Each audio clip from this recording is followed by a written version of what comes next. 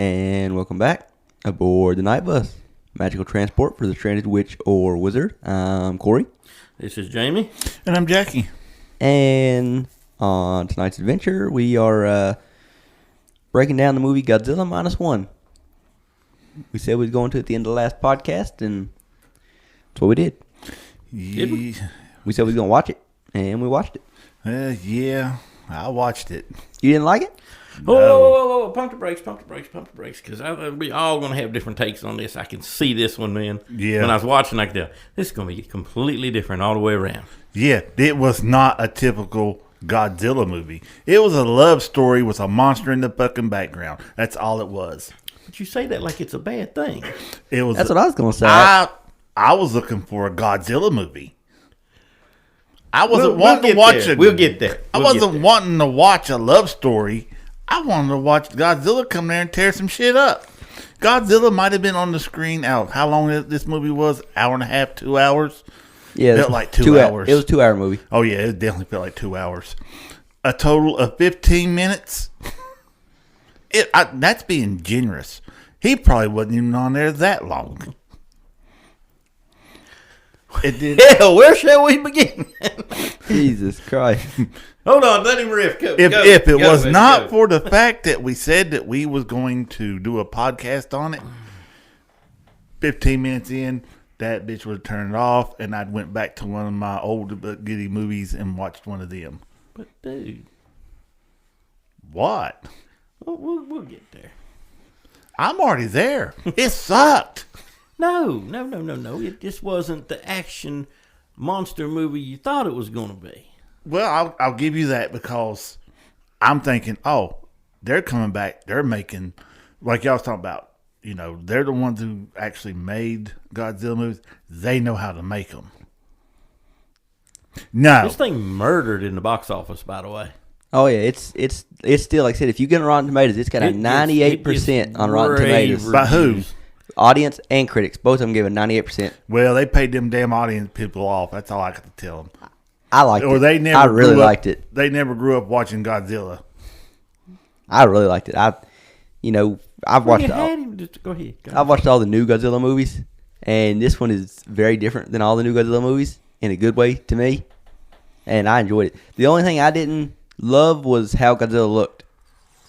They made him look a little more realistic instead of being just completely... I don't know, man. I thought it was pretty old school rubber suit kind of looking Godzilla. It was. Really. That's what I meant by realistic. They made it look more like the old school Godzilla. Oh, okay. They didn't make it look like, basically what we can do nowadays with CGI and stuff.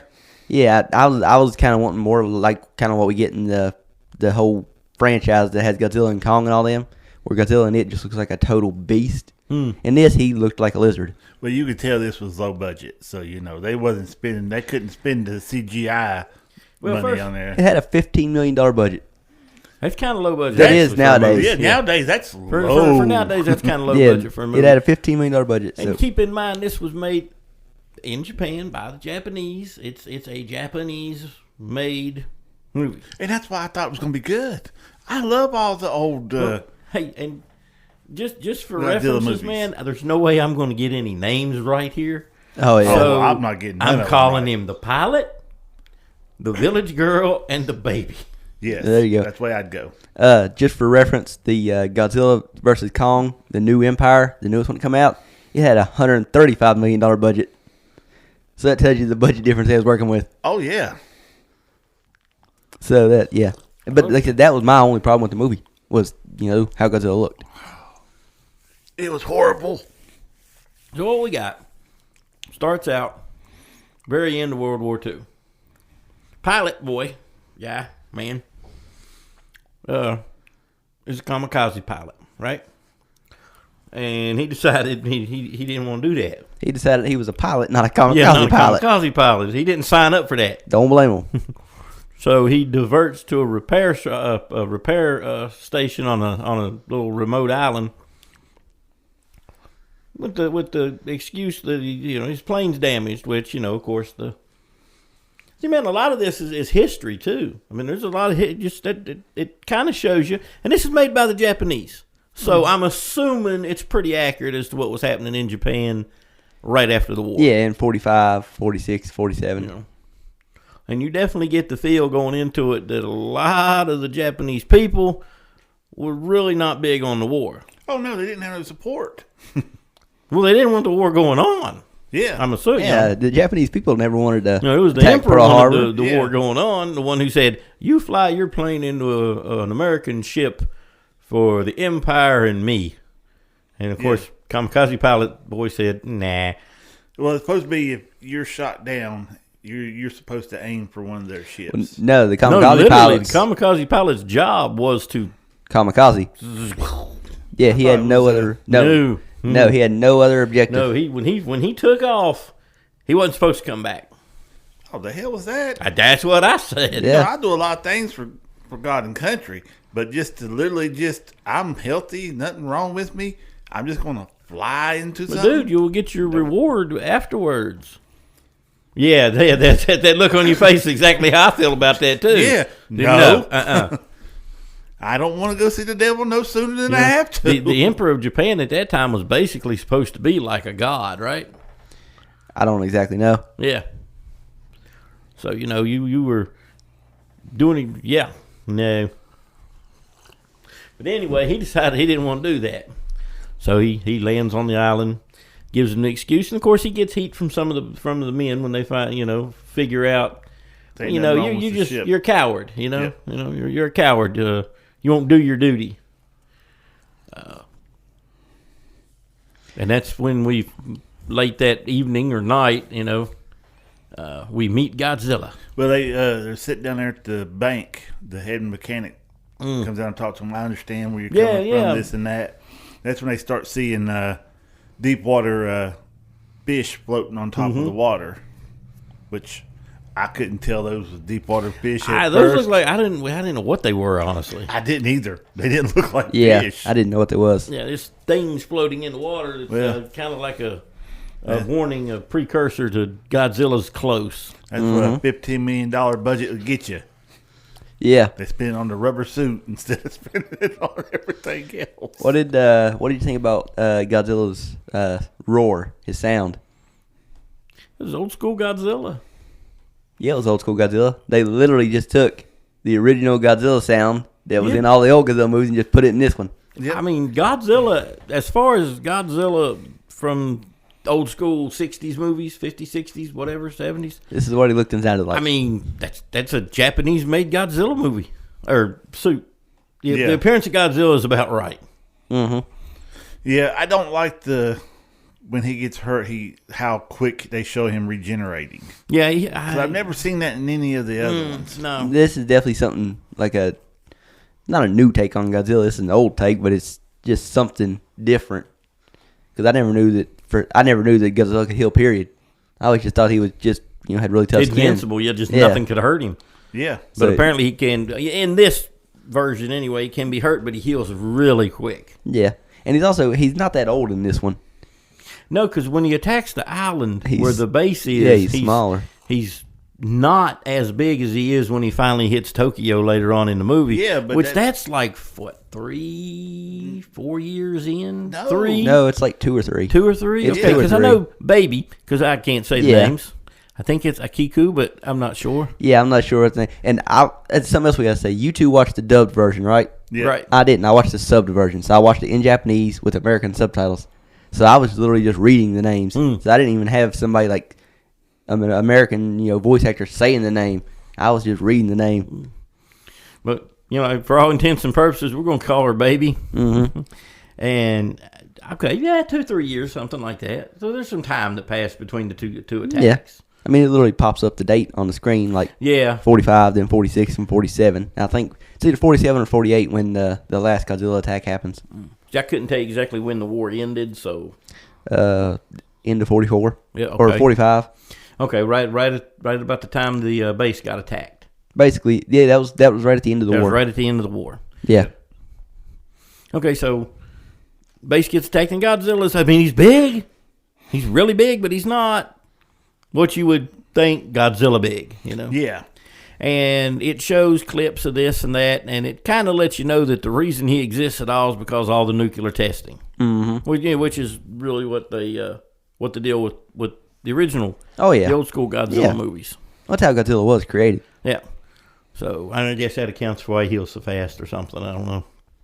Yeah, he is plumb full of radiation. How you like it when he does his lightning attack? Oh yeah, what it looks like when he hits. Well, it looks like a nuclear bomb. Yeah, it literally it's like Dragon Ball Z build up though, man. I'm like, I could go make a sandwich while he's powering up. Oh yeah. Hey, it's Japanese for you. You know what, man? I didn't. Yeah, you're right. I didn't put that together. It is. This is the same country that gave you Dragon Ball Z, so they pull them from the best. Good point. Yeah, at least they didn't give you like 3 days worth of build up. So, old boy, he manages to survive the attack on the island. Him and one other guy. The rest of them got wiped out. Head mechanic. Yeah, the head mechanic. Oh, yeah, but remember they wanted him to get to his plane and fire this big gun on Godzilla. You got them 20 millimeter guns on there. They'll kill anything. No. So, I'm wolfing down one of Corey's grandmother's oatmeal muffins at the moment, so give me a second. Yeah.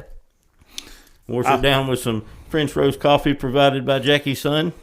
Yep. Michael, while you're doing that, let me reiterate how bad I hated this movie. No, I didn't. Like I said, I liked it. I mean, it wasn't like my favorite Godzilla movie of all time, but I liked it. And I've not watched any of the other Godzilla movies. And when I say I haven't watched any, I'm even talking about the one way back in the day when they had the Chihuahua off of Taco Bell talking about Godzilla. Yeah, I think that's the one that came out in like 2000. Oh yeah. It's hard to keep track of the Godzilla movies because most of them are literally just called Godzilla. Yep. That's another thing I liked about this movie. It's actually got a title that's not just Godzilla. It's Godzilla Minus One. Every other Godzilla movie is just Godzilla. What's the -1 for? I don't understand the title. Yeah, I don't know. I guess it just sets it as its original title was Gojira Minus One, which is just Japanese for Godzilla. For Godzilla, yeah. Yeah. But I don't know what the -1 means. Couldn't tell you. -1 fan because I wasn't one. So, old boy survives the attack, and the chief's giving him grief for not firing the guns. So this is messing with this kid's head because he's a kid. Yeah, he's still young. He's a kid, like most of the soldiers on both sides were then. They're just kids. So he makes it back to Japan. Wait a minute, while he was on the boat on his way back to Japan, the head mechanic found him and gave him an envelope. And when he opened it up, that's when he found the pictures of the mechanics' families that died on the island. Yeah, because that dude's just really being being pretty hard on this guy. Yeah. Well, because he blames him for all his friends being dead. Yeah, because he didn't shoot him with the guns, but if none he'd of them fired knew. that gun, they'd just all be dead. Yeah, nobody knew that it wasn't going to work. Well, the kid didn't even know it. Yeah. We knew it, but they didn't know it in the movie. He just knows he didn't do it. So, I mean, he's got a lot of guilt he's carrying there. And then you got this mechanic guy giving him all these pictures of the family of the guys that he's blaming for him being dead. Yep. So, this kid's carrying a lot back home. Plus the fact that he cowered out on the kamikaze deal. Yeah. And then when in his mind, I guess he feels he's a coward. I mean, that's how a lot of other people are looking at him too. Well, yeah, because when he makes it back to his village, which is just gone, it done burned because it's been blowed up in air raids, and he's asking about his parents, and his parents are dead. And that one lady, she starts beating on him. You're supposed to be a kamikaze pilot. Why are you back here? You're a coward. Yeah, it's because you couldn't do your duty. It's because of you. I had to bury my 2 kids. Yeah, because this was all his fault because he didn't crash his plane into a ship. Mm-hmm. Yeah, so he's the reason that they lost the war, or people like him, I guess. I don't know, but yeah, he catches all kind of grief when he gets back home. So I mean, he's by himself. So you really get the idea, man. There's a movie happening here that ain't got nothing to do with Godzilla. Yeah, this is very much a post-World War II Japanese movie. Yeah. And that's what it should have stayed. Well, that's pretty much what it was. There is. No, it's got Godzilla in it. Shouldn't even had him in it. If it didn't have Godzilla in it, I was told to watch it. It probably wouldn't have been so bad. But they told me it was going to be Godzilla in it. You would have just turned it off 10 minutes in. That's probably true, too. No, because they wouldn't have got attacked on the island by Godzilla, and I might have just kept on watching it. I don't know. I did. Like I said, I liked it. Well, you can kind of get the idea. I did too. Yeah, I struggled. Continue on with the telling of the story. Where was I? He got back home. His neighbor was beating him up. So I mean, and this is what shows what Japan was like after the war, which was blowed all to hell. Yeah. They're living in poverty. In shacks that they've put together. I wouldn't call it a shack. No, man. You didn't have more room than to put a lawnmower I'm not even sure there were 4 walls there. Some of them didn't have them, but yeah, I mean his place couldn't have been no bigger than an 8x8. No, it was that. It was more like a hovel. Yeah, hell, a hovel would have been kind, to say the least, compared to what he had. But still, it looks like Tokyo's. I'm assuming they're close to Tokyo. That was Tokyo. Okay, there you go. It's Tokyo. So they're in the midst of rebuilding after the war. And things are pretty bad. At what point does he meet Village Girl? Well, that's the very next scene. I guess he goes into what would be the town center now. Yeah, because it's bustling. There's people moving everywhere, and she's being chased, isn't she? Mm-hmm. Yeah, she stole something. Holler, stop, thief, stop her! And I imagine a lot of people were stealing anything they could get hold of just to survive. If you could find food, you took food. Yeah, especially if you got a baby. Yeah. Oh, by the way, she's carrying a baby, which you assume is hers in the beginning. Mm-hmm. So she runs into him, bumps into him. Well, no, he jumps out in front of her and stops her. Oh, yeah. See, you was watching. I told you I watched it. I just didn't like it.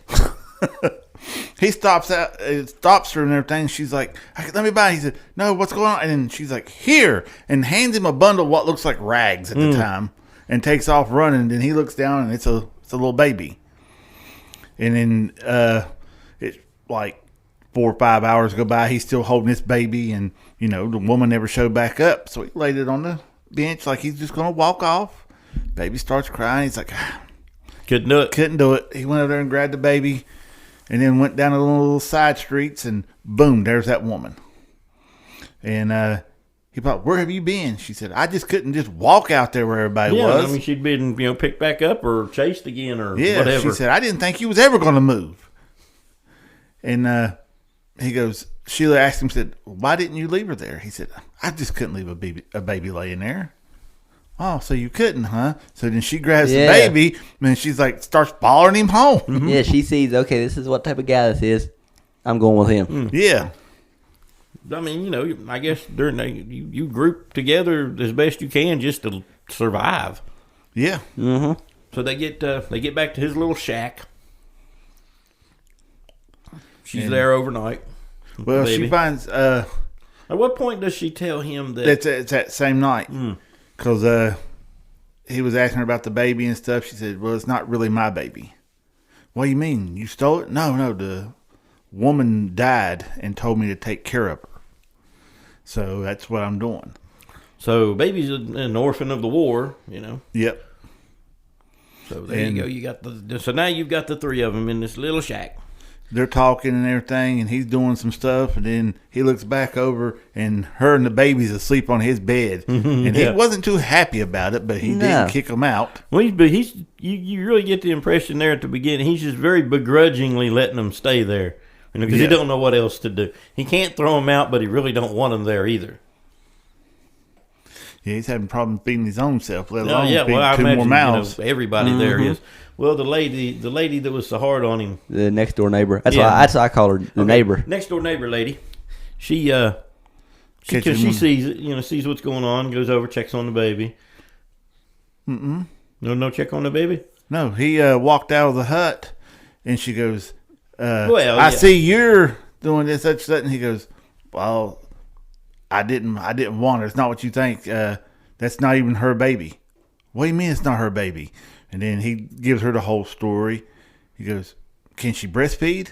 He goes, no. She asked him, can she breastfeed? No, because that's not her baby. And then, Then she comes over there, and she's dipping her rag down in, I guess rice water. Rice water, basically, yeah. And giving it to the baby. Said if you keep feeding her like that, she's gonna die of malnutrition. She said, here, and gave him a little bag of rice. And let him know that's for the baby. This is just for the baby, not for the adult. Adults can live on anything. Said, you take that rice and make gruel with it.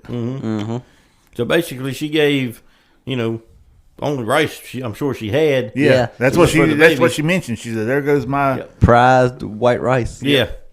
So that just gives you an idea of how bad it is, man. Just they have nothing. Then you get like a fast forward to him job hunting.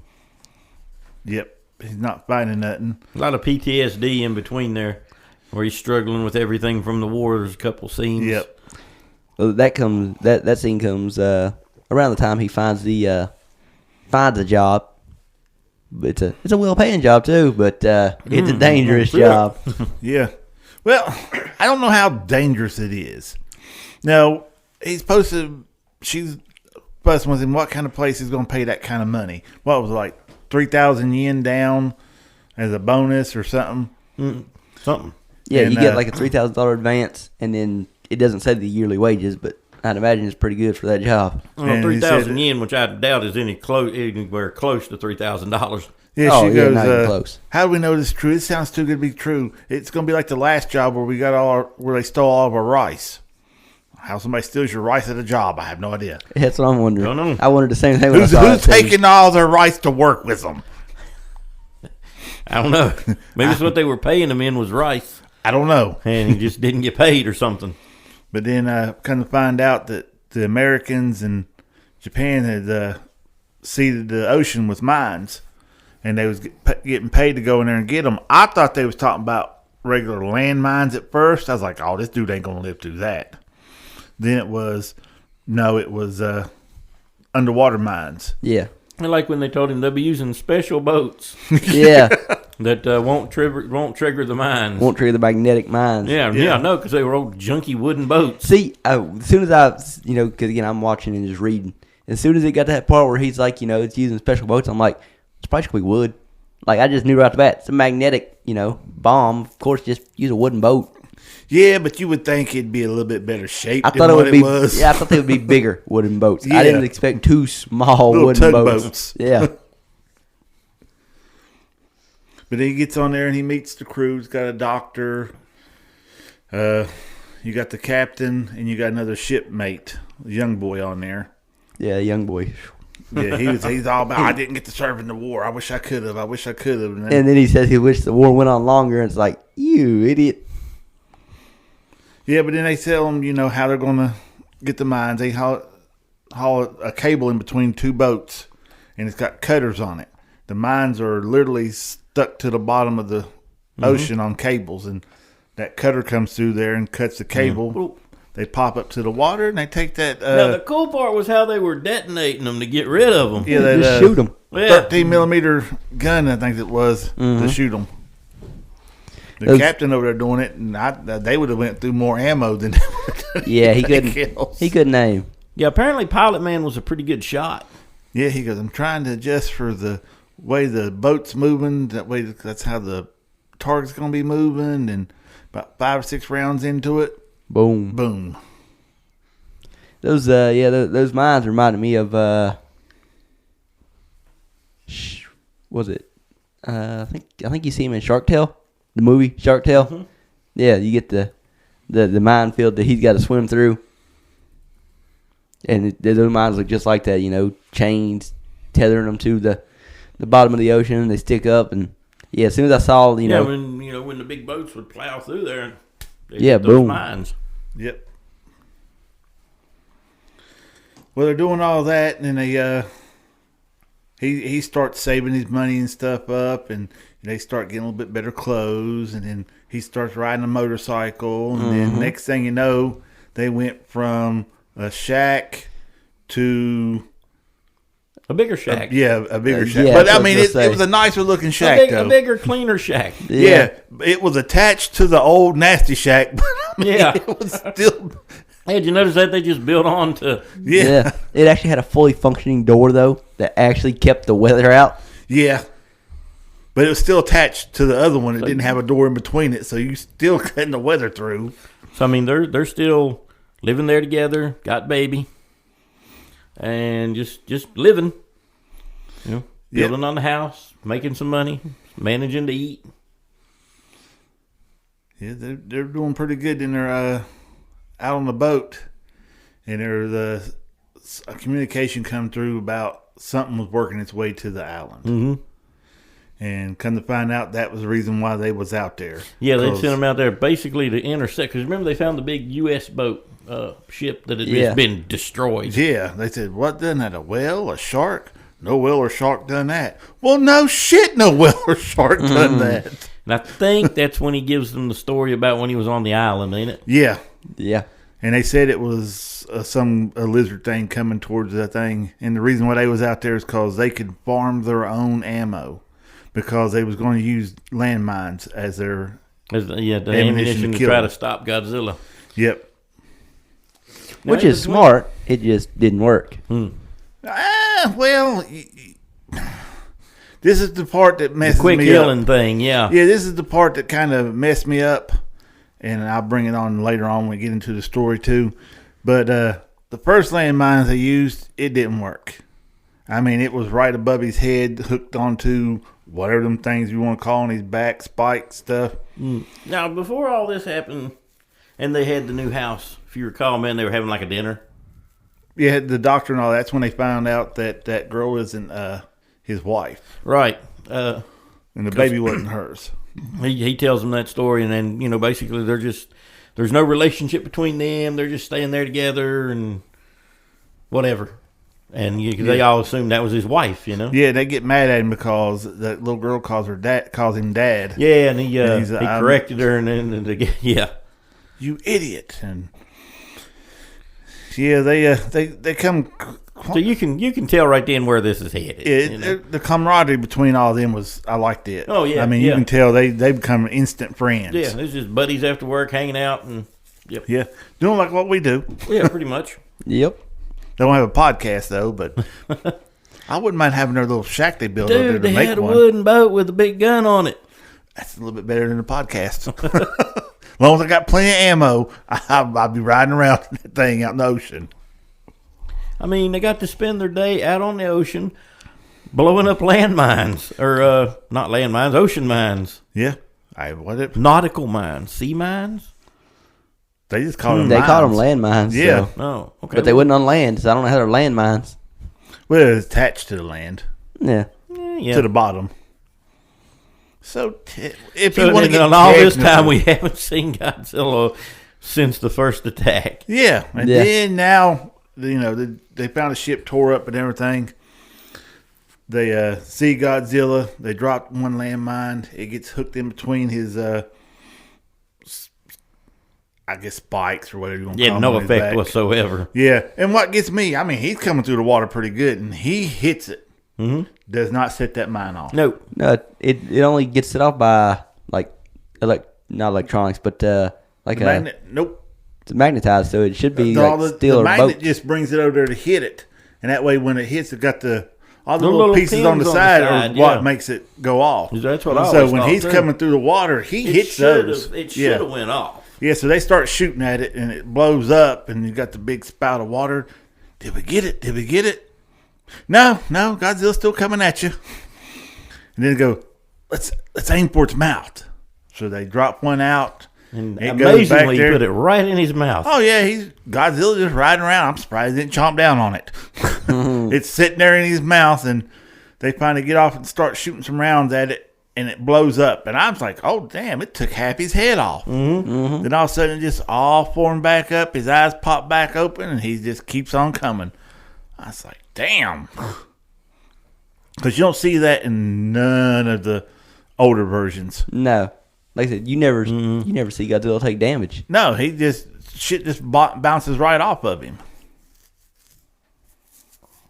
This time it didn't. Yeah. Which, like I said, this is a much... younger and smaller Godzilla than what we see in most of the movies nowadays. Well, yeah. Most of the movies nowadays are set in, the 21st century. And it's a whole different take on Godzilla. Yeah, plus Godzilla's literally like, 60 or 70 years old in a lot of the movies nowadays. Mm-hmm. And like in the movies, that's how old he is. So, he's had time to, I guess, grow tougher skin. Plus, like I said, this is just a different take on it, so. Yeah, then they figured they got rid of him.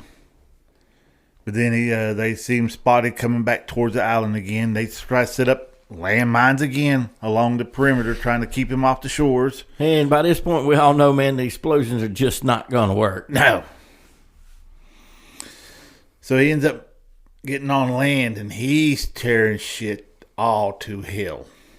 Yeah, you said you wanted to see Godzilla tear stuff up. Yeah, that was Godzilla wrecking Tokyo. Oh yeah, he was going through this wrecking everything. This wasn't Tokyo yet, this was a different city. Oh, well, yeah, he landed, the names, man, I don't know. Mm-hmm. Yeah.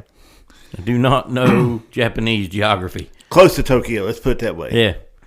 And downtown something. His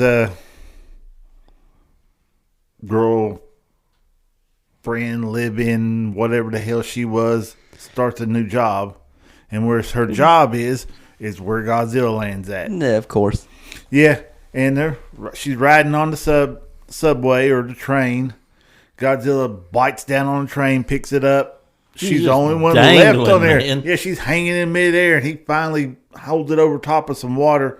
She drops out of it. Next thing you know, the train falls down, miraculously misses her completely. Oh, yeah.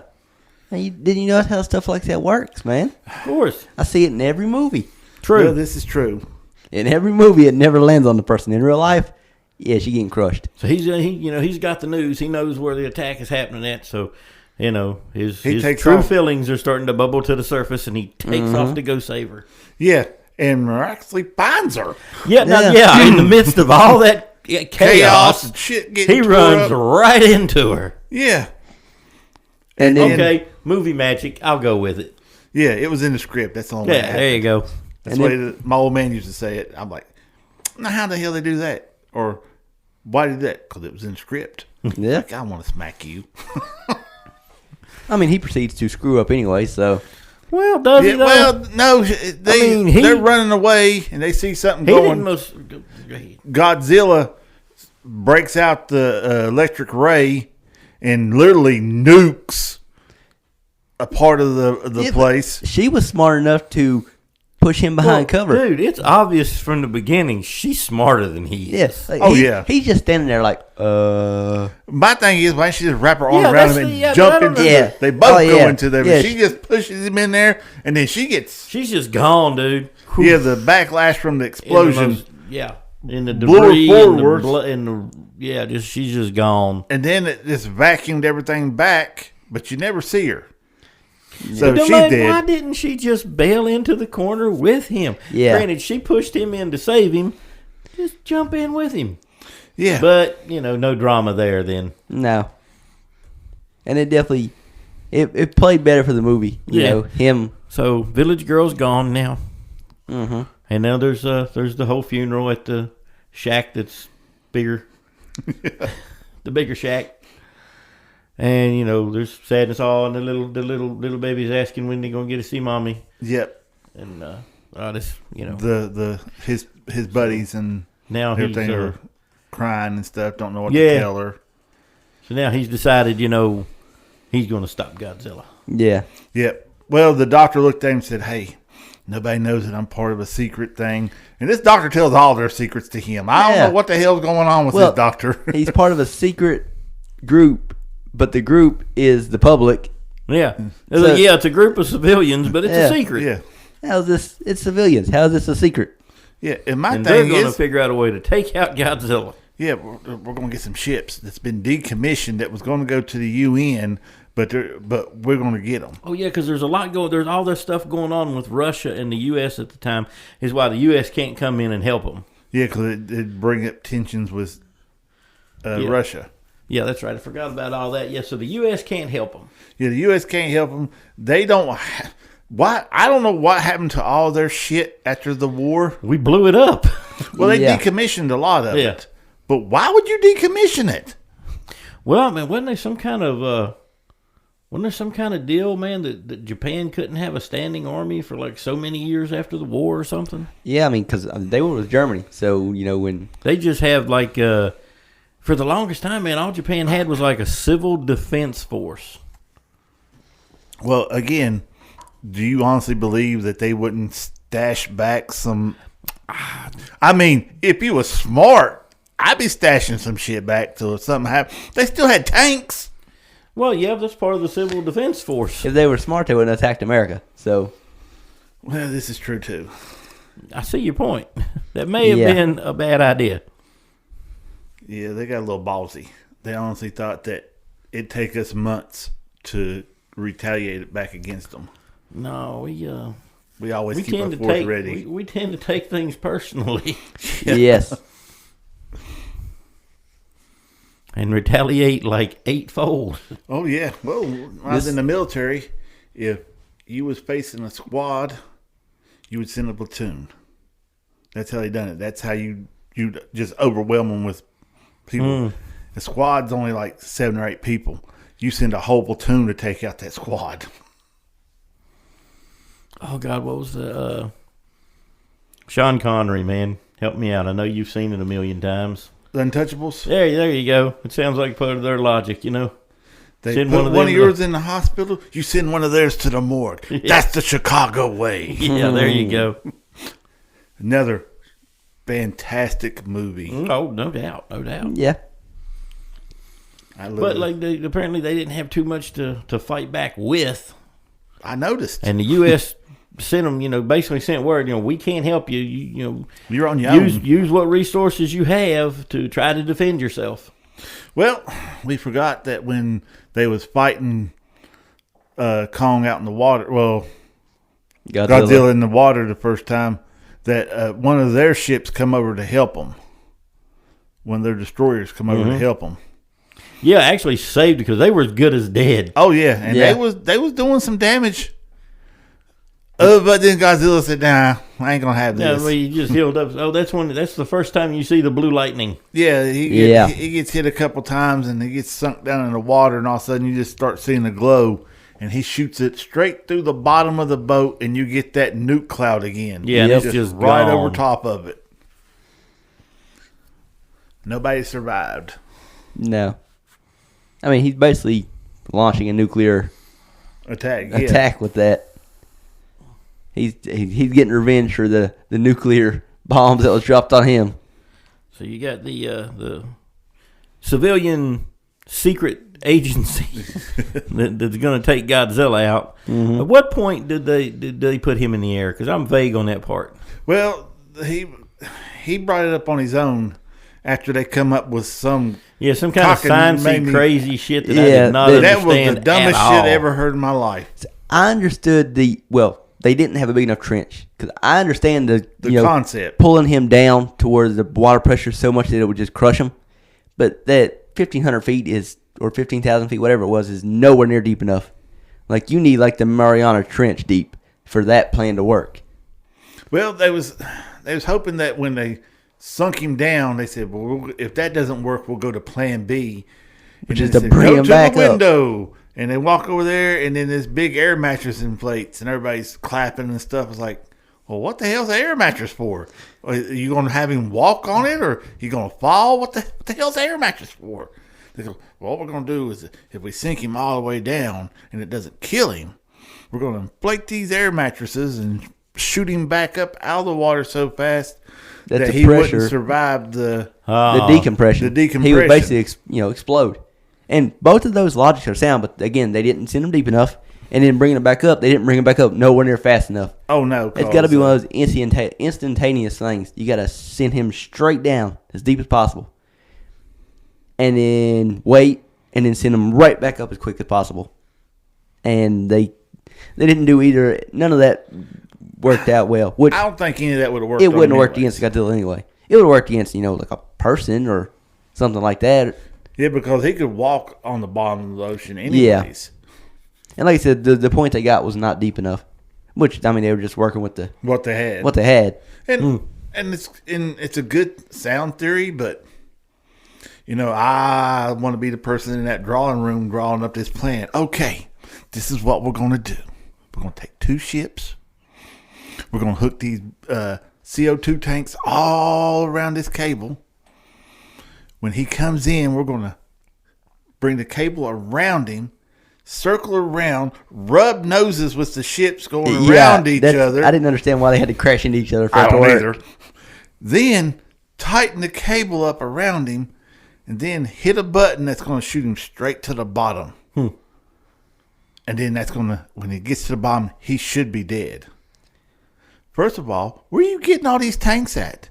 And this cable and everything? Because, I mean, it was just, boom, they had it. Well, I mean, they had been fighting a war, so I guess they had some kind of supplies. I don't know. I think a lot of that got destroyed. Well, I mean, I agree, but... Yeah, and then you got these ships that's got these big rigs on the back of them, got these big spools of cable. How you know exactly how much cable you're going to need before you can get it wrapped around him and then sink him straight to the bottom? The doctor figured it up. I will say, well, that's math, so that can be figured up. The scientific doctor dude. Yeah, but you never see any cable missing off them spools. You see the spools moving. The mastermind of this plan had been blowing up landmines off of a wooden boat. Yeah, for the last couple of years. This is their genius scientist. Yeah. And what we were getting at when we started this conversation was the whole reason that the pilot dude needed to be in the plane was he was there to lower Godzilla into that trench. Yeah, he was going to lower him over there if they didn't get out there in time. Yeah, and sure enough, Godzilla made it to land before they did, so he had to lower him out there. Before that, he asked to see it when they had to do their plans and everything. He was like, I need you to get me a plane. Why? That way I can lower him out there, blah, blah, blah. And they found some of the, I don't even think it would have, was it a real plane? Does anybody know if that's a real plane or just a movie plane? I'm sure that's a real plane. Or was that just a movie plane cost? I think it was real, but it was definitely like a concept plane that the Japanese never got to deploy in the war. Yeah, it almost looked like when the panels offside, it was a jet engine in there, but it had propellers on the back side of it. Yeah, it was, you've seen snub-nose planes. This was the snub-nose plane flipped upside down because the snub nose was in the back. Yeah. It was the weirdest looking plane I've ever seen in my life. And that's talking about how good it was, how you do this and that. I'm like, just get an F-15. Pretty sure they didn't have those in World War II. Not long after they got them. An F-15? Let me check that. Yeah, I don't think that actually I'm thinking happened. maybe no. Yeah, but the thing I know it is, wasn't literally during World War II, but I didn't think it was that long after, but I'll see. They find these damn things that was parked back there because it was concept. It was never deployed. And they've been sitting back there and rusting for 3 years. I mean, what the hell is going to rust for 3 years sitting in a barn? Because it literally looked like it was in a barn. So they needed to get a mechanic. And the pilot says, I know somebody. Why he want to bring the dude back that was shaming him the whole time? I have no clue. I don't know. But redemption for killing all the guys on there. Now, he didn't kill the guys on the island, but he was accused of causing their death. He didn't act, so they died. That's how he looked at it. I missed it by about 20 years. 20 years, yeah. That's kind of what I thought. 69. Good year. 69 was when, that's when we went to the moon. That's when the F-15 fighter jet was introduced. Woodstock. Yeah. 69. In my opinion, the greatest car ever was made then, the 69 Camaro. But yeah. But there you go. Good year. Anyway, that's a tire. Back to the movie. So anyway, we got a plane now. Got a mechanic. Brought the mechanic back. Finally got the mechanic. Took a little while to track him down. Had to accuse him of being the reason why all the men died. So the mechanic would come back and hunt him down so he could talk him into working for him. Mm-hmm. And get a black eye in the process. Oh, he got one hell of a black eye. Well, that one day it was swollen all the crap. The next day it was gone. Yeah. Movie magic. Yeah. They couldn't afford to keep the budget up on that eye. They only had $15 million. Mm-hmm. Godzilla probably cost most of that. $14.99 of that. Yeah. Then he told him, he said, I want to do it. I want to make up for it. He said, I want to load the plane down with explosives. He said, we put a landmine in his mouth before and it exploded and killed him. He said, well, exploded and hurt him real bad. I want to fly the plane into his mouth and blow him up from the inside. And the guy goes, kamikaze. He said, yes. So he's willing to help him. So they're getting everything prepared and stuff, but nobody else knows about the explosives and stuff except for him and the mechanic. And then they said they only had like a window of 10 days or something like that before he turned around. They had buoys set up that had radiation counters on them. That way, when Godzilla got close, the buoys would go off and they could track how he was coming in. Mm-hmm. So next thing you know, sirens are going off. They're adding everything up. By 11 o'clock the next morning, they need to be in the water because Godzilla will be there. Yeah, they miscalculated that. Yeah, just a little bit. And you would think when you're dealing with this situation, maybe we just tack on an extra, give ourselves a little buffer. Maybe we get out there like a couple hours early just to be on the safe side. But no. Now, let's not leave the harbor at 11. Let's leave that harbor around 7 or 8. Mm-hmm. That way we're out there. We're in position. We're not... I'd rather be sitting out there waiting on Godzilla than get out there and meeting him at the same time. Yeah. But that's just me. Yeah. I'm not them. So, obviously we just, talked about the scene where the pilot and the head mechanic, they had their meeting, and the head mechanic and his people come and make the plane flyable and everything, does everything he wants. When when the head mechanic, starts talking about right at the end of that scene when he's talking to the pilot, and then it cuts away. Mm-hmm. I'm assuming both you guys knew. Yeah, he's telling them this is how you eject. Well, I didn't think he was telling him this is how you eject. I thought he was going to something. I thought he was going to fool him because that red handle, he said, this is a safety for the bomb. I was like, that looks like the ejection seat handle, because you can look at the seat and tell it ain't a regular seat. It's even got the writing on the back side of it. Yeah, like I said, when it was cutting away, I'm like, yeah, he's showing them how to eject. I knew that's what was going on there. Ejectocito, cuz. That's the first thing I thought of, too. Got any spare NOS? Our cars may get a little crowded. Yep. Put some in the plane.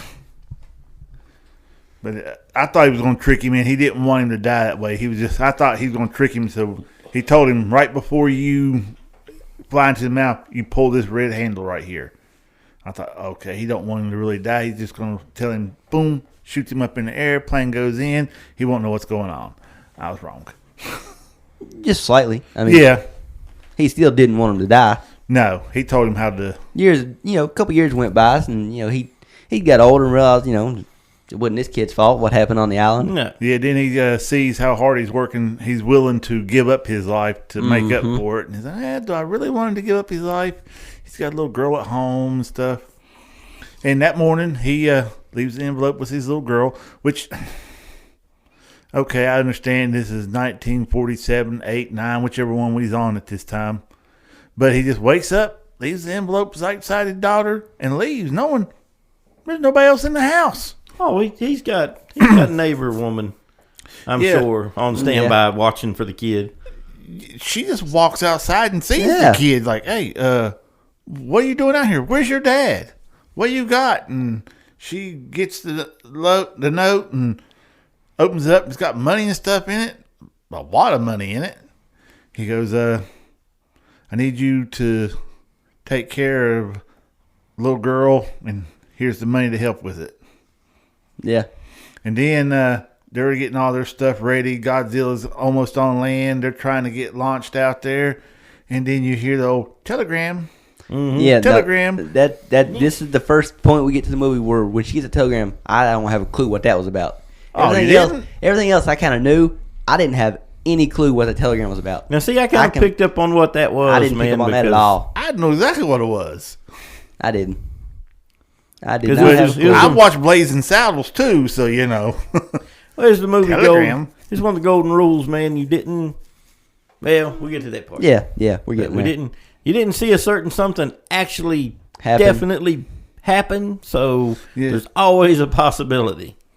She opens up this telegram and she's like, oh, and she's looking around and she clutches it to her chest. I already know what's going on after I seen that. See, I didn't know what that was about. Yep, I picked up on that one. I kind of knew what was happening with that. Oh, I did too. Just by the look on her face. I thought that it may have had something to do with the head mechanic telling her that, he's not going to die like he thinks he is. That's what I thought. Like I said, I didn't have a clue what it actually meant. I missed that part. But after that scene, it cuts back to the battle. Yep. Godzilla's on land. He's stomping down through houses and everything. Pilot comes in. He radios on, hey, I'm going to draw him back to the ocean. Oh, he's here to help us. Yay. And they start out to the ocean. Why Godzilla gave two craps about this mosquito flying around his head. I know. Shooting at him, it was beyond me, unless he just didn't like being taunted the way he was, because I give it to him, the little plane could scoot. Oh, yeah. And he maneuver real good. Yeah, he was a good pilot. So he lures him back out to the ocean. And this is another thing. You don't see Godzilla swimming. He's just walking out through there. Well, he does start swimming at a point, because that's one thing I actually give this movie credit for. All your new Godzilla movies, you see Godzilla just walking in the ocean at all times. It's like, how tall is Godzilla for him to just walk at all times? In this one, you at least see him swimming. Oh, he swims some, but when they strap the tanks around him, he's standing up swatting the plane. He's treading water. Well, he was doing it without moving his damn legs. You get that big tail. Yeah. I guess. No. Trust me. He was standing. You watch any of the new Godzilla movies, and it looks way more unrealistic with Godzilla just literally just standing in the water. Well, this one made... watching this movie, I literally thought, wow, they did a good job making it look like Godzilla's actually having to tread water and swim in and can't just stand up. All these other Godzilla movies, Godzilla just stands up. He could be in the Mariana Trench and he's standing up above the water. I like where he swims through the water and stuff, but he was just standing there waiting for him to hook that cable around him. So they come in with the boats, they get everything wrapped around him. They go, all right, hit it now. Boom, he drops down to the ocean. But he's getting ready to shoot his... No, the first time they get him, they literally get him just straight down. I think he fires off like one shot, and then they get him straight down. No, he didn't get to fire none off on that one. He was lighting up, getting ready to shoot him, and that's when they hit the button and sent him down to the bottom. And they're doing the counter, 1,500 feet. We made it. He's down there at the bottom. Then all of a sudden the crane starts getting tugged on like a fish biting on a fishing pole on a line, and we got to hurry up and bring him up. So they hit the button to bring him up in the thing, and he's at about 800 feet. And all of a sudden it just stops. How they gauging the cable? I guess by the amount of cable. Yeah, by the amount of cable that's on the spool. That's why they had that big old spool there, so they could know how deep he was. But he should have been rising faster than that spool could spool back in. Oh, that's what I was saying. They didn't shoot him up nearly as quick as they needed to for that plane to even have a chance of working. Yeah, so he's bringing up, then it stops. What's going on? And then they see the tanks pop up to the water. He bit the line. He's tricky. He's a tricky one. So then, if he bit through the line and that's up in the air, how do they still have a cable hooked to him, pulling him up out of the water? He bit through the CO2 things. No, not the CO2 things. The big floaty device things. That still had the CO2 on it. I thought they were on a different cable. No, they was all on together. I don't know then. That's why I didn't understand when they was trying to pull him up. But anyways, movie magic didn't work too good on that one. But anyway, they're trying to get him pulled up, and they can't get him. They're trying to use the ship to pull him and can't budge him.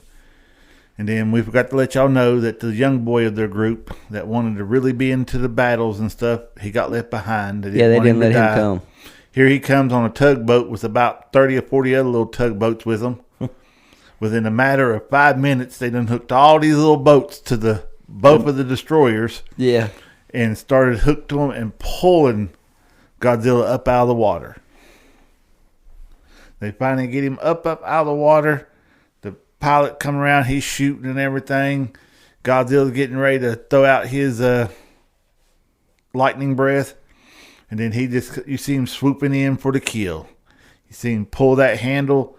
And then I didn't see nothing happen. I was like, no, then into the mouth he went. Yeah, I was like, damn, he done slammed right into his mouth. Okay, maybe it didn't have an injection seat in it. No, my first thought was, well, he's dead. Yeah, that's mine too. Because into the mouth and then the explosion. Yeah, you didn't see nothing. And then you see... It's the mechanic on the boat, ain't he? The mechanic ain't on the boat. Somebody... His buddies. One of his crew, one of his buddies from his crew... The captain got the binoculars out, and they spot the parachute. Yeah, up in the air. He's falling down. Which he said, right there in the air.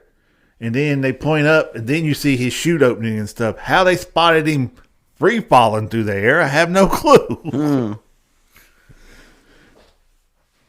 But, Kong's dead. Kong, shit. Godzilla's dead.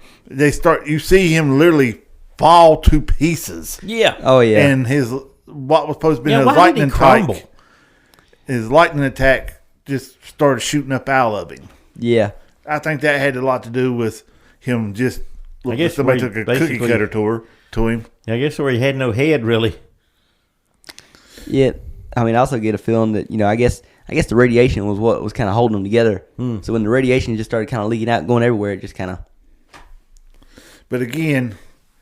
You had this big landmine in his mouth and blowed up and didn't kill him. But you can fly this plane in there and do it? Well, the plane had a bunch of bombs on it. But I think the reason it worked is because he was getting ready to fire his heat ray or heat wave. Whatever his attack was. Whatever they called it in this. I call it laser. It was basically, it was exactly.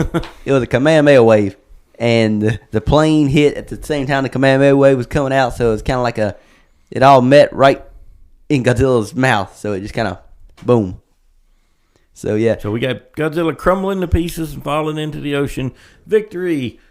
Pilots floating down on his parachute, save the day. They get him onto the boat. They get back to land, and he sees his neighbor woman with his little kid, and she hands him a piece of paper, and he starts reading it. He gets all teary-eyed and all excited. Next thing you know, he now, at this point, I knew what it was. Yeah. Well, when you see him running into a hospital room holding the little girl, you know what happened. Gets upstairs, and there's that woman with one bandage over one eye and one arm hands wrapped up. Yeah, which I think should have been a little bit more damage done to her, well, considering she got blown, whisked away. Along with all the other shit in the city. It was cars and parts of buildings. And other people. Yeah, trees and telephone poles. And she just gets wasted away in all this stuff. And somehow she got a boo-boo on her head and her arm got hurt. Yep. Yeah. But, hey, she survived. Yeah. Yep. Awful tough is all I can say. Tough lady. She definitely can sing that song, I'm a Survivor. So, I mean, you definitely get the impression now they're going to be the happy family. Yep, they're going to be the happy family.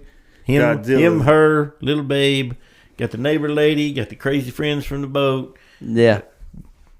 Cool little group of people, happily ever after, except... Yeah, you start seeing pieces of Godzilla floating down, then they start bubbling, and parts start popping back on there. He's regenerating.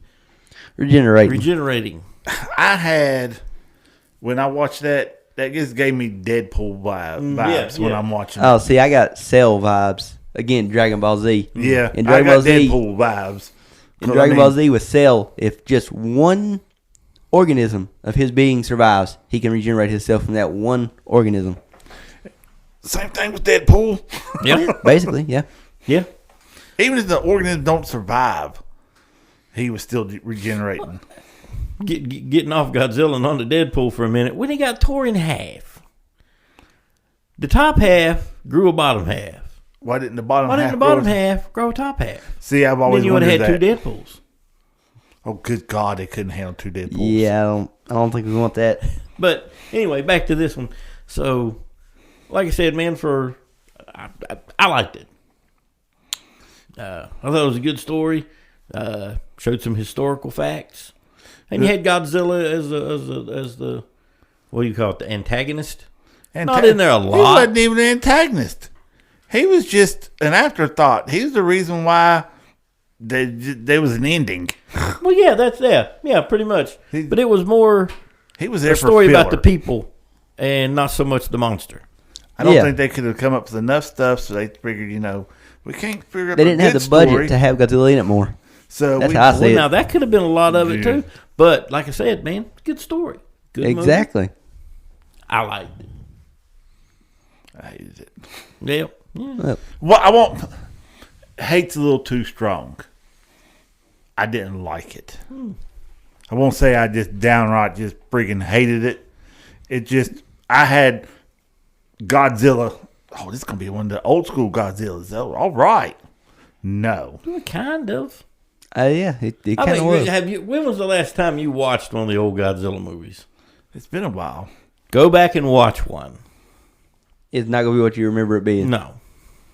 Oh, no. That's like you remember it being. I tried watching The Fall Guy again. Because we was up here talking about it one time. The show?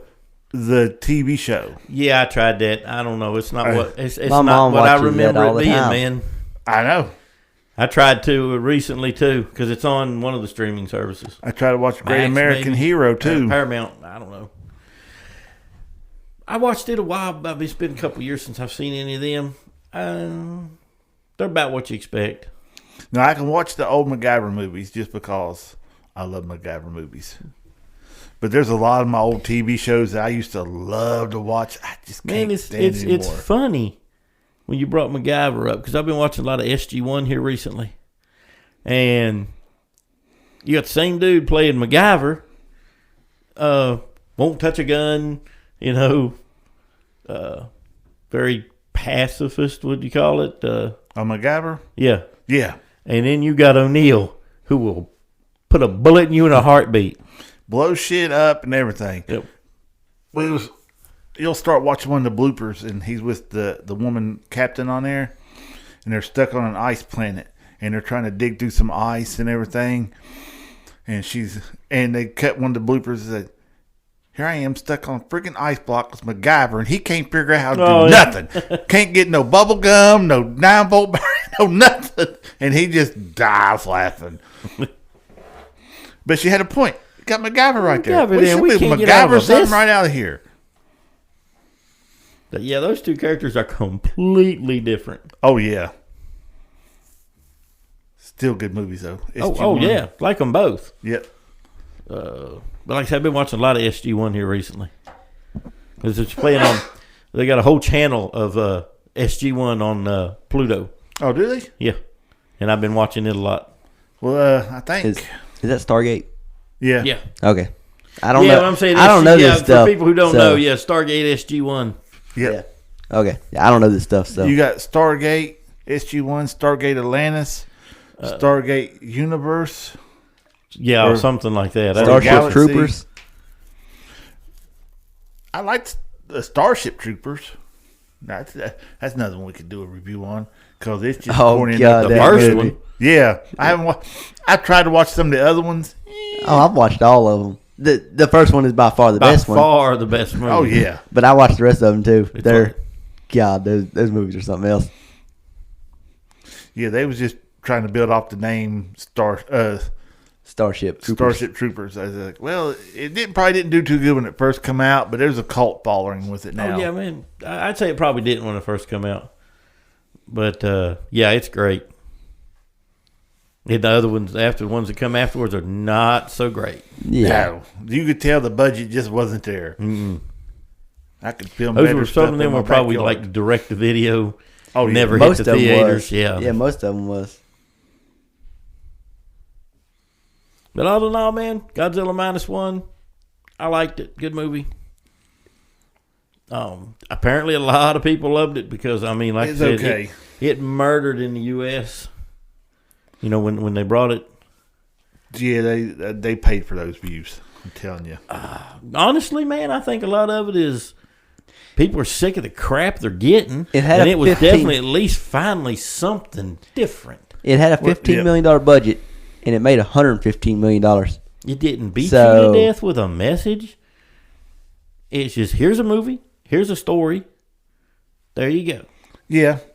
Well, I can see what's wrong with the movies nowadays is they find something that hits good. Oh, it's doing good. We need to branch off of this. We need to put 15 other different ones out, linked to the same thing because people's going to love it. No, you done put too much shit out there at one time, and you're not giving them time to want more. Oh, that was good. I can't wait till the next one comes out. It's not even 2 years later, the next one doesn't come out, and the excitement ain't really there no more. It's like Star Wars. That's what made it so good. You only had the 3 to begin with. Mm-hmm. Years before you got anything else. Yeah, and they were still selling merch and stuff like crazy. Years between the movies. Yeah. Yeah, I was going to say it was like 2 years in between each. Yeah. The original 3, it was like 2 years. Summer, 2 years. Part 2.38b. But you got to have to watch these 3 shows and read this book and listen to this before you can have any idea how this connected to that and why this is here. Yep. Yeah. I ain't going to lie. I kind of feel that way about the boys right now. The boys, I forgot about them. I've got to watch Gen Z. The boys, I forgot about them. Yeah, I mean, They're not the boys no more. They got dropped. I watched them. They're good. I'll watch the next season, but I don't keep up trying to when does it come out again?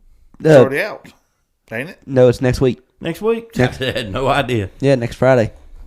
I did not have a clue. But what I was getting at, though, is, you had season 3 of The Boys, come out last year and a half ago, whenever it was to come out. Mm-hmm. Then Gen Z come out, and now The Boys have come back out. But you got to watch Gen Z to know this season of The Boys. And you have already, but I haven't. So does it? Yeah. This season of The Boys picks up where Gen Z left off, not where the last season of The Boys left. Yeah, Gen V. It picks up where that left off instead of where last season of The Boys left off. Oh, okay. So basically, Gen V was just another season of The Boys. Just another season of The Boys. Yeah. So, like I said, what you was just explaining is basically what they did with this. Oh, okay. Well, there you go. So, yeah. They're filming Stranger Things. Again? They're trying again. They're trying again. This is the last one, ain't it? Maybe we'll get to see it before the cast of kids turn 30. Maybe. What made you give that age out? I just tossed it out there. Before they're all on Social Security. Yeah. You ever see them all on Lip Sync Battle? Who? The kids from Stranger Things. No. Oh, it was pretty good. Oh, I'll be looking that up later. Yeah. Yeah, it was pretty good. Oh, yeah, me and Jackie went through a stretch a few years ago where we sat in here and watched basically every lip sync battle ever. Yes. Okay, y'all watched them. Who is the best one? Oh, it's easy. It's Tom Holland. Okay, I've seen that one, and that is it's not even close. It's Tom Holland. The second one up is. Oh no, who you gonna say? I know who you gonna say. Go what's ahead. her name? Okay, that ain't what I was just gonna say. What's her name that was married to Chase Channing Tatum. Yeah, Channing Tatum. Oh yeah, his old lady on there. Oh, I've seen that one. Yeah, that was pretty. Yeah, the one that done My Pony. I think it's a song she done, wasn't it? Yep. I think that may not be the name of that song, but in my head that's the name of that song. She worked that one pretty good. Good enough to where even LL Cool J was there going, damn. Yeah. Which that was a part where she bounced her hips off of her husband's freaking forehead. Yeah, she done good. Zendaya also done good. Yeah. And the Tom Holland Zendaya episode is the best episode. Yeah, I will give it that. They're four performances. Probably the only one I've ever seen all the way through. I've seen the Channing Tatum clip you're talking about, but it ain't a show I really watched very often. Oh, we watched them on YouTube. Yeah, we watched it on YouTube, and we didn't watch whole shows. We just watched each performance. Yeah, and some of them wouldn't even watch in order. So, but yeah, there's a few other good ones on there that's not coming to my head right off the bat, but yeah, I like those. Those were pretty good. They had, like I said, they had the boys from Stranger Things on there, and they was all doing. I had to watch that one. Yeah, I had to watch that one. Then they had a Michael Jackson tribute to where they had a bunch of the stars come out and do Michael Jackson songs. That was pretty good. Neil Patrick Harris. Yep. That's the name I sat here trying to think of. Yeah, you can never remember his name. Never remember his name. But he was also in Starship Troopers. Yep. That's pretty. I mean, that was a pretty popular cast at the time that was made. Casper Van Dien, who went ahead and did nothing much afterwards. Why didn't he become any bigger than he did? He's a pretty decent actor. Who? Casper Van Dien. Oh. Who does he play? Well, he played Rico on Starship Troopers. Oh, that he was guy. in Sleepy Hollow. That guy, okay. Yeah. And I couldn't tell you. Just that was about it, man. He never did much after that. Yeah, I don't know. The Richards girl, she was in it. I can't think what her Denise name is. Richards. Thank you. Which was that his girlfriend or the one he hooked up with? That was the girlfriend. Yeah. She's in Blue Mountain State. I like Dina Myers. The girl he hooked up with. Yeah. I know who you're thinking of. Yeah, that'd been my pick right there. Yep, definitely. Yeah. Put them two side by side. Just Diaz is Diaz, that's her. Yep. They call her Dizzy. Mm-hmm. Just her attitude and stuff, that's what I would have went with. Other girl's way too damn preppy. Yep. Dina Myers is the one who played Dizzy. I think I'm going to go full term in here. I'm not going to be able time to think of you and blah, blah, blah. Then starts dating the dude that was training her. That's the movie where they would put the commercials up and it would say, "Do you want to know more?" Yeah. Or would you like to know more? Yeah. Yep. Shows them out talking to kids and stuff, giving them ammo to take home with them. Yeah. It's got Clancy Brown plays the gunny sergeant. Yep. No. Also plays. Put your hand against that wall. Medic. If you disable their hand, they can't push a button. What are you studying on so hard over there? Oh, no. I'm just literally scrolling through a bunch of lip sync battles. Oh, we totally lost him, man. He's just gone. I didn't hear a thing you guys was talking about. That's why I had to ask earlier when you was mentioning the guy from Starship Troopers. I was like, wait, who'd you say? Because I wasn't paying a bit of attention. But yeah, all in all, man, that was a good movie. The sequels were, I mean, I don't remember a lot about them. They wasn't very memorable. It's something, if you don't have nothing to watch, it'll pass time. Yeah. Yeah, they wasn't very memorable after that one. How did we end up on Starship Troopers? Me. You guys was talking about Stargate. So I just jokingly said Starship. Yep, and then we just, we normally do, we just ran off to another side. And yeah, minus one's about all we had in the chamber, man. We're just floating after that. Yeah.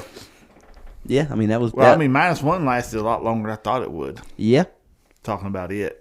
I mean, we fully broke it down. Yeah. Yeah, like scene by scene. So if you haven't watched it, you've watched it now. Well, kind of going back to it, even though we're basically done with it, but what was your favorite scene from the movie? I meant to ask this, earlier. One. I already got mine. Well, what's yours then? When the doctor was giving his speech, when he was talking to them in the room and that map was shining on his face and he's trying to give his serious speech to him, gave it like a little creepy look to it. Like he had the wild eyes and everything. You know, that doctor looks a little like, I mean, he's got kind of got that wild hair thing going anyway, you know? Yeah. I think that they wanted people to think of Einstein when they saw him, even though you definitely do. Not near that smart. Yeah, but there's that part when he's done, I was like, well, damn, he looks creepy in that scene. He's got that, also kind of got that mad scientist look to him.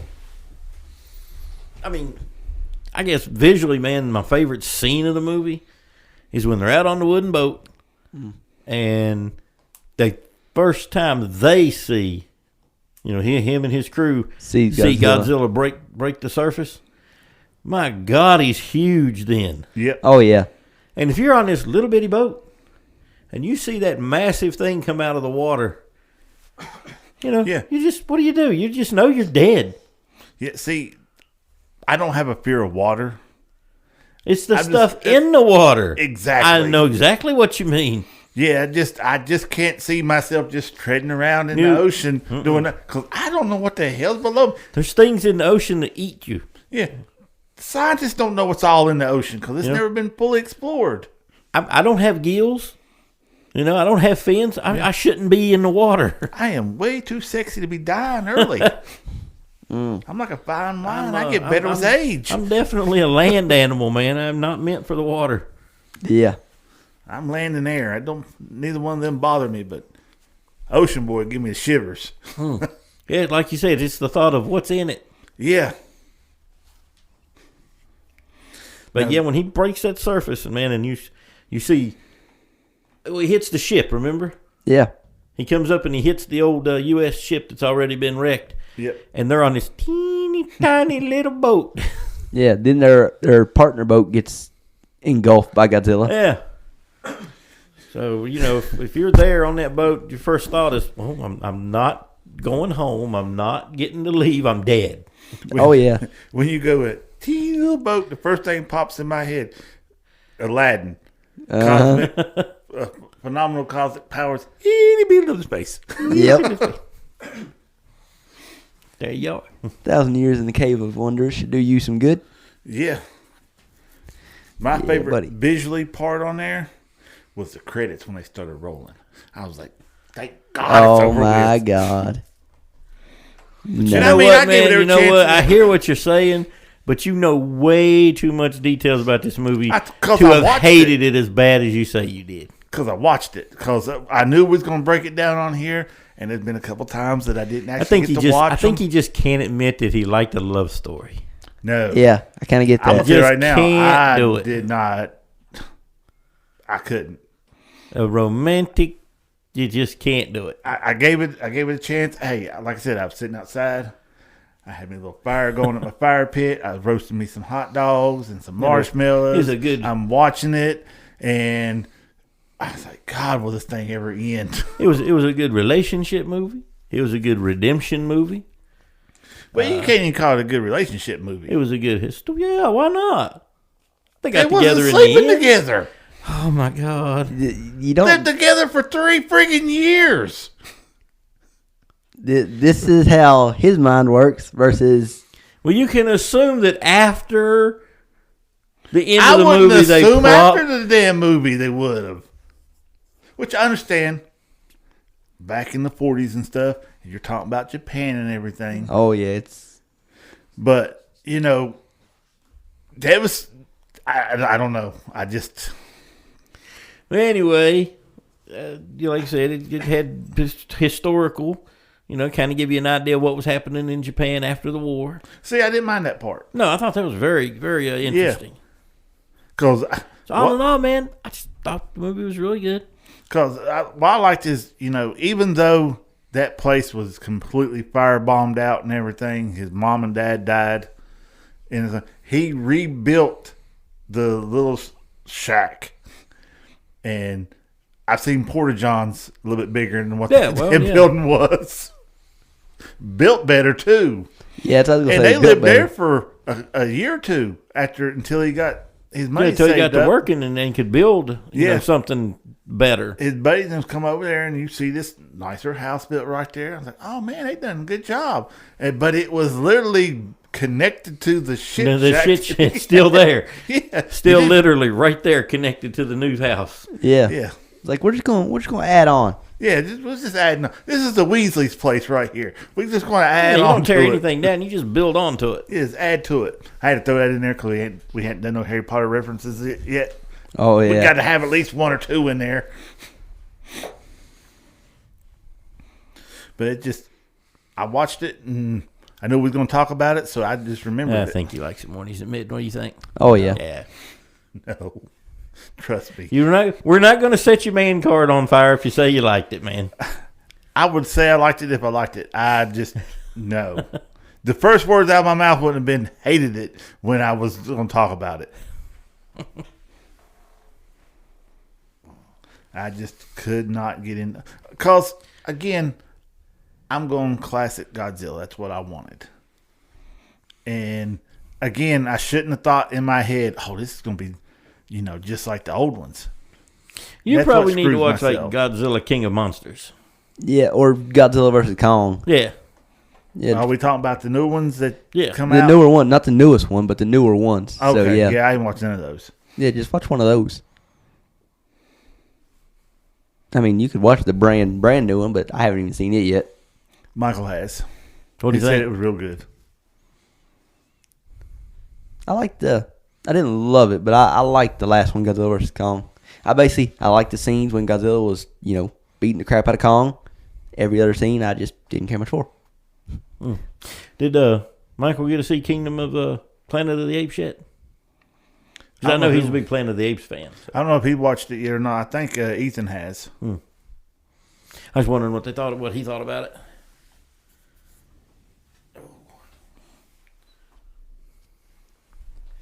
Well then, did you guys watch anything else you want to bring up?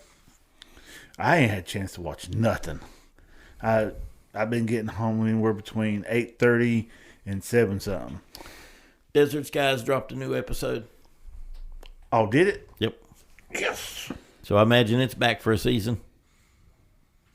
Waiting on some more 90 Degrees South to come out. Yes. Have you even started on it yet, Corey? Anymore? Past the first 2 episodes now.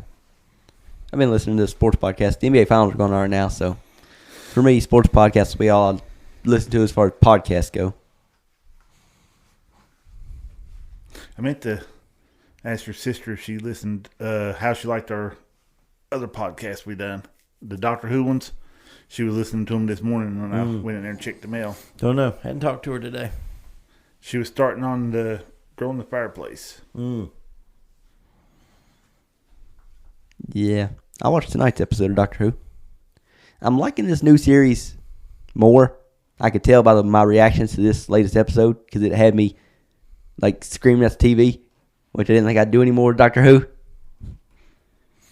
Well, you're the only one. Speaking of screaming, man. No, I didn't scream. But back to Godzilla for just a minute. When they got the telegram and you knew what it was, I literally cheered at the screen. Mm-hmm. I probably would have if I would have known, but I didn't. Like I said, I didn't catch that part. I knew exactly what was going on. I was like, "Oh, she's gonna try to get a hold of him real quick." But then I'm thinking, who's she gonna get a hold of to get a hold of him? I guess maybe the hospital. How did the hospital know I guess they got addresses. Well, the Even woman, in shacks. she probably woke up and had him sending a telegram. Mm-hmm. Well, yeah. Because I'm pretty sure she knew where she lived at. Hopefully she knew where she lived at. Yeah. And the city of Tokyo had rebuilt itself enough that, I'd say the people had actual addresses. Yeah. I'd say in the beginning of the movie, there was no just go to this address. It's like, well, there's nothing there now. Well, you've seen him when he was trying to hunt down that mechanic. Went to, I guess, a records place, and they was trying to flip through the books and stuff. I guess they kept everybody's addresses and where they lived at. Tried to, anyways. Well, yeah. But that was a little small island, so they probably could. Yeah, it's a little easier with the population that Japan has. Yeah, well, it definitely got shrunk. Well, then. Supposedly, that blast from Godzilla killed 30-some thousand, and then another 20-some thousand from radiation or something like that. Damn. Even his skin. They said that after his blast, they recovered some of his skin, and it was even radioactive. Well, yeah, like I said, he's basically a walking, nuke. Yeah, but where did they get his skin from? Because they didn't really do nothing to him. Well, they fired the tanks at him, but... I mean, he's a reptile, so maybe he shed some off. Well, yeah, I guess maybe when he was attacking the ships, some got left on the boats. This is when he's on the island. Yeah, on the island. The only thing that could have got him would be the tanks when they were shooting at him. But you never seen where they done any kind of damage to him. Mm-hmm.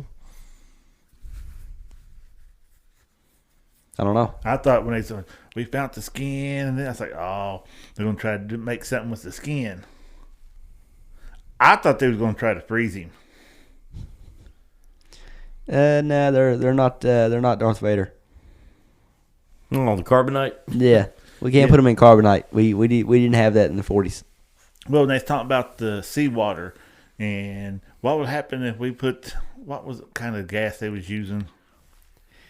Oh, Yeah, I don't know. All that kind of went over my head, man. And to me, it sounded I wasn't focused on that part of the movie for some reason. It sounded like the water should have froze. Oh, it was what do we use for AC? What's that? Freon. Yeah, Freon. That's what it was. It was Freon. Yeah, that's what I'm thinking. Well, they're trying to freeze him. Yeah, see, I blanked out on that part right there for some reason. I'm thinking. That's why I had to ask y'all, what exactly got him in the air? Yeah, I think it probably would have made more sense to try to use the Freon to freeze them versus sinking them. Yeah, we're going to make some bubbles and just make him sink to the bottom. Okay. And we've had this discussion when we watched Meg 2 about pressure and everything. Mm-hmm. Because you're watching it and they bring up a valid point. I think, well, wouldn't that pressure kill him? What gives you that idea? That's just something that's on TV. There's fish and everything swimming around down there, and the pressure ain't killing them. Well, it's different. They don't have oxygen inside their body. Well, see, oxygen can kill you, or if you have air trapped inside your lungs, and all that weight comes down, it's trying to force it out. That's where it comes in. Mm-hmm. That's why he's talking about if he breathed out his nose and filled up all the empty chambers and stuff with water, he could swim in it. Yeah. But literally, anytime you hear anything about going that deep, it's pressure. Crush you. But again, you got this air trying to keep you alive, and you got all that pressure pushing there. That's why it explodes. But if you had a way of putting a fluid into it and being able to stay in it and do it, you wouldn't have to worry about the pressure. What was that? I know you probably never watched it. There's a movie where they're at the bottom of an ocean, the deepest they've ever been. They run into, I want to call it alien life form. The abyss. Yes. They've come up with tanks that make you breathe like you did when you was in the womb. Mm-hmm. You're breathing like a liquid. Yeah, you breathe through a liquid. Which, if you can do it in the womb, why can't you do it now? You wasn't a fully formed fetus when you was in the womb. Yeah. At the very end. Come out a fully. At the very end you was, but prior to that you wasn't. But, I mean, you're still not breathing air the whole time you're there. I don't know. I'm not a doctor, so I can't explain it. So I watched that. I was like, I bet you they could do that. Well, they probably do have stuff like that. I swear, I think I've seen. They've had I watched something sometime or other, and they had lab rats, and they were under some type of liquid, and it worked kind of like air was, and it was transferring oxygen, whatever. It's keeping them alive. Yeah. So I don't know if you could do that with a person. Worked good in the movies though. Yeah. But it makes you think. Little things like that. Because until I watched it, I never was like, well, why can't we just breathe like we did when we was in the body? It wasn't until I watched it, I was like, that's a valid question. And they may have something, Yeah. If you could definitely go deeper and everything into the water. It's hard to tell what they actually have. Oh, yeah. I think I brought it up before, but the stealth bombers and the stealth fighters that we have now, we've had those since the 60s. We found out about them in the 90s. Yeah. But the military's had them since the 60s. Yeah, when that information getting out. Exactly. So if we know about them now, what do they have now that we don't know about? This is true. Mm. Well, we done lost Corey over there. Yep, he's gone again. Yep. Yeah, just looking at different stuff. I'd say how long are we at this one? We've been going long enough. All right. If we've been going long enough, I gotta get back to my stuff I was looking at. Nah, what I was looking at wasn't important at all. But we ready to bail then, right?